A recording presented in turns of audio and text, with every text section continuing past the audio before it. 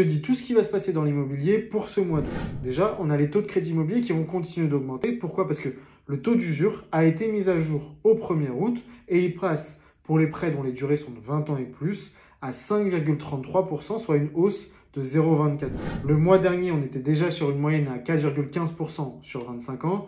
Donc attends-toi à ce que ce soit encore plus élevé pour ce mois d'août. En conséquence de cette hausse, on a du coup une baisse du nombre de ventes dans l'immobilier. Les notaires de France nous ont rapporté qu'entre mai 2022 et mai 2023, une baisse du nombre de transactions de 12% sur le marché français. Conséquence aussi de cette hausse de taux, pour les SCPI, les sociétés civiles de placement immobilier, qu'on appelle aussi pierre-papier. Rapidement, c'est quoi? C'est qu'on investit dans des sociétés qui ont des parcs immobiliers et qui nous reversent des loyers. Donc en fait, ça nous permet d'être propriétaire, ou en tout cas de percevoir des revenus locatifs sans être directement propriétaire. Et bien, les 3 plus grosses SCPI du marché français, qui sont détenues par Amundi, ont annoncé une baisse du prix de leur part.